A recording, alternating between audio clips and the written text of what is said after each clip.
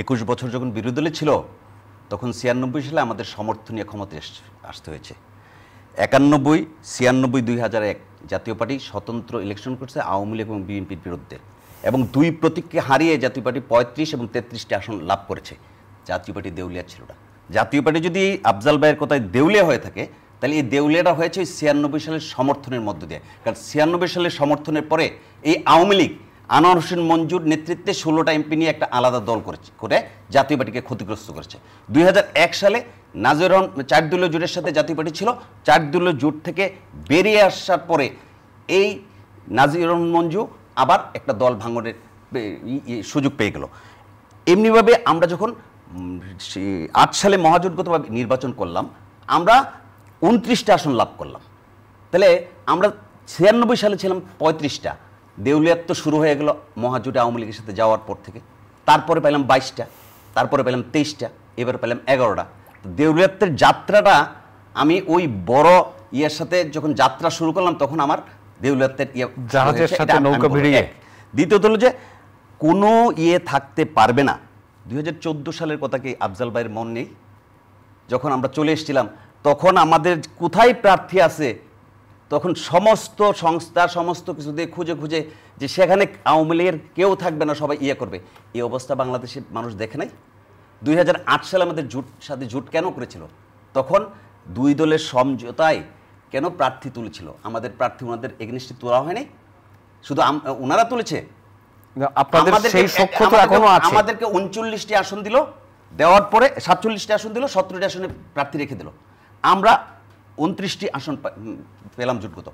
আমরা তো বাকি ২৭০টি আসনের নৌকা প্রত্যাহার করেছি, লাঙ্গল প্রত্যাহার করেছি ওদের নৌকাকে জিতানোর জন্য। তখন আওয়ামী লীগ এবং বিএনপি দুইটার মধ্যে ভোটের যে ব্যবধান ছিল, সেই ব্যবধান ছিল ৫ থেকে ১০,০০০, আর জাতীয় পার্টির অ্যাভারেজ ভোট ছিল ১৭%। ৯৬ সালের সর্বশেষ ইয়া। তাহলে এই ১৭% ভোটের জন্য আওয়ামী লীগ ১৭% ভোট পেয়ে ২০০৮ সালে আমাদের ২৭০টা প্রার্থীকে প্রত্যাহার করা হয় না নৌকার ইয়েতে। তাহলে ওনারা কি তখন দেউলিয়া ছিল না? ওনাদের কি সে ইতিহাস ভুলে গেলে হবে? ওনার কি সেই ইয়ে হবে? আমাদেরকে তখন ২০০৮ সালে অকারণে নিয়েছিল, দেউলিয়া বলে নিয়েছিল।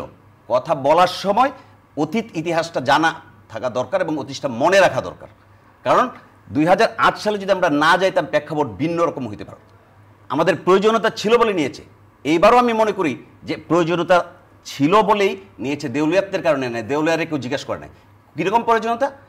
আওয়ামী লীগ, স্বতন্ত্র আওয়ামী লীগ, ডেমি আওয়ামী লীগ, নৌকা প্রতীক নিয়ে ১৪ দল মিলে, তার বাইরে ২টা মাত্র দল আছে সংসদে। একটার নাম জাতীয় পার্টি আর একটার নাম কল্যাণ পার্টি।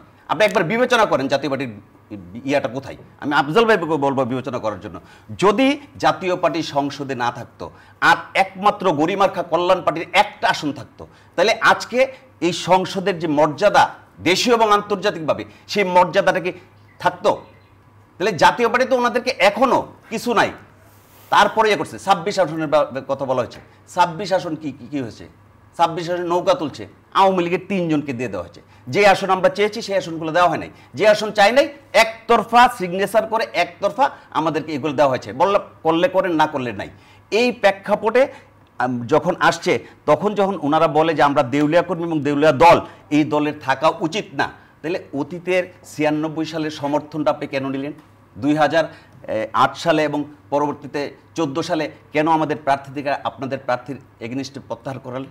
এবং আপনারাও আমাদের সামান্য কোটি কয়েক আসনে প্রত্যাহার করালেন। আমরা তো ক্ষয়ষ্ণু হলাম ২০০৮ সাল থেকে। তার আগ পর্যন্ত আমাদের বর্ধিষ্ণু ছিল। ৯১ সালে আমি ৩৩, ৯৬ সালে আমি ৩৫, আমার কিন্তু কমে নাই। কাজে আমি যখন ২০০৮ সালে ওনার সাথে নির্বাচন করতে গেলাম, তখন আমি ২৯, আমার ৬ আসন নাই। বন্ধুত্বের কারণে ২৯ দেউলিয়াত্বের যাত্রা শুরু করলাম তখন।